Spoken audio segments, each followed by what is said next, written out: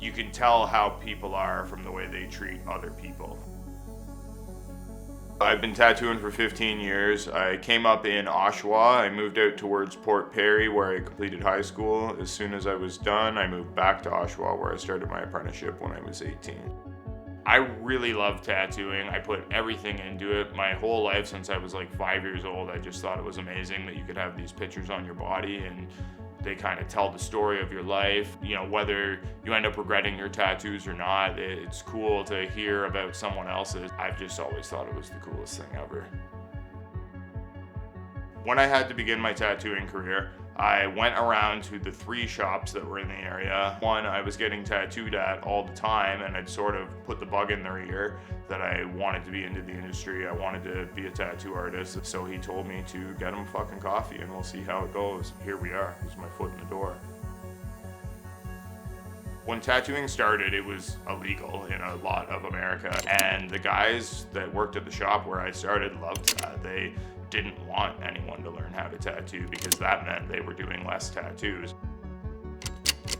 If I didn't go through what I went through as an apprentice, I don't even think I would have a shop today. Like, I wouldn't realize how bad it could have been if I wouldn't have really even known that that was an option. So I'm grateful for the hard times that make the good times that much better. How I started my company was I was going through a rough time in my personal life. I just needed some privacy and that wasn't being granted.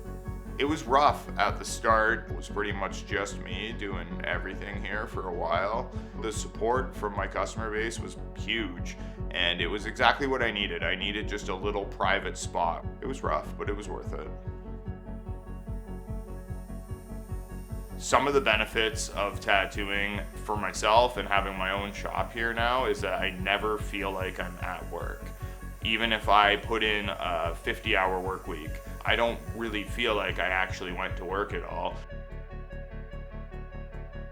Taking care of myself, that's made me able to run my business way better because I want to set a good example. When I was an apprentice, I had to try to impress to keep my job as an apprentice, right? But once I was sort of higher up in the chain and I knew my job was safe, like, I fucked around a lot. Like, I would show up 2 hours late, hungover, I'd leave early. I don't want people working for me pulling the shit that I was pulling when I was working somewhere else. So you gotta lead by example.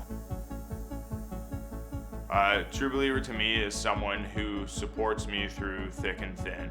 No matter what's going on in my life, there's people I know I can call and I can just honestly tell them what's going on and they're gonna try to help me out without judgment. And maybe some of these people I've known for 15 years and some of them I've known for a month.